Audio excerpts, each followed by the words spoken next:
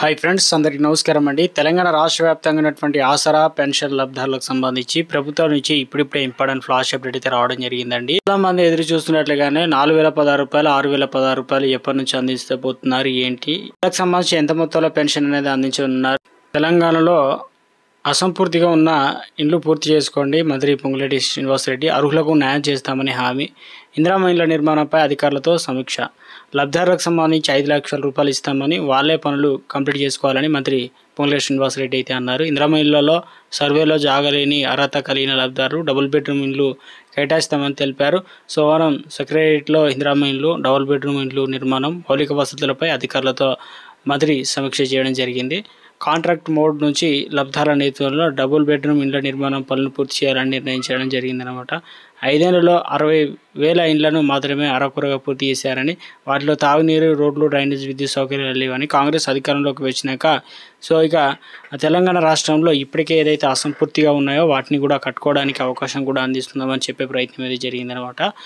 ఇక ఇందిరమ్మ ఇళ్ళకి సంబంధించి ప్రతి సోమవారం కూడా ప్రభుత్వం ఏదైతే కంప్లీట్ అయిన వారికి బేస్మెంట్ వరకు వారికి డబ్బులు కూడా అందిస్తూ ఉన్నారనమాట. అకౌంట్లో అయితే జమ చేస్తున్నారు. పెన్షన్లకు సంబంధించి లేటెస్ట్ అప్డేట్ ఏంటి, నాకు స్మాల్ రిక్వెస్ట్ అండి. ముందుగా వీడియోస్ ఉన్న ప్రతి కూడా లైక్ చేయండి. కొత్తగా ఛానల్ వస్తే తప్పకుండా సబ్స్క్రైబ్ చేసుకొని bell button all notification activate చేసుకోండి. చూస్తున్నారు కానీ లైక్ చేయడం మర్చిపోతున్నారు, దయచేసి లైక్ చేయండి. తెలంగాణ రాష్ట్రంలో ఇప్పటికే ఆసరా, చేయూత పెన్షన్ లబ్ధాలకు సంబంధించి ప్రభుత్వం నుంచి కొన్ని ముఖ్యమైన అప్డేట్స్ అయితే రావడం జరిగిందనమాట. ఇటీవల కాలంలో తెలంగాణలో నెల మనకు ఆసరా పెన్షన్లు అనేది 2016 రూపాయలు, 4016 రూపాయలు అయితే అందించారు. మిగతా వారికి సంబంధించి రాష్ట్ర వ్యాప్తంగా చాలా మంది అయితే చూస్తారు. అంటే ప్రతి నెల కూడా పెన్షన్ అనేది అందరికి 33 జిల్లాలో ఒకేసారి అయితే అందించడం లేదు. జిల్లాల వారీగా ఒక్కొక్క జిల్లాకు ముందు, ఒక జిల్లాకు వెనుక అయితే అందిస్తున్నారు. ఇప్పుడు తెలంగాణ రాష్ట్ర వ్యాప్తంగా కూడా మహిళలకు సంబంధించి 100 రూపాయల త్వరలో అందిస్తామని చెప్పారు. ఇందులో వచ్చేసి దివ్యాంగులకు పెన్షన్లకు మినహా మిగతా వారికి అందించే ప్రభుత్వం కార్యక్రమం తీసుకురాబోతున్నట్లు.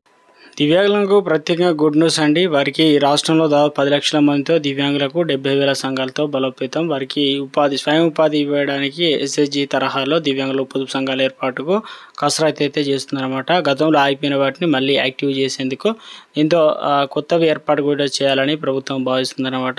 ఇప్పటికే 2011 జనాభా లెక్కల ప్రకారం 10 లక్షల మంది దివ్యాంగులు ఉన్నారు. వారిలో 7 లక్షల మంది సదరన్ సర్టిఫికేట్లు ఉన్నారు.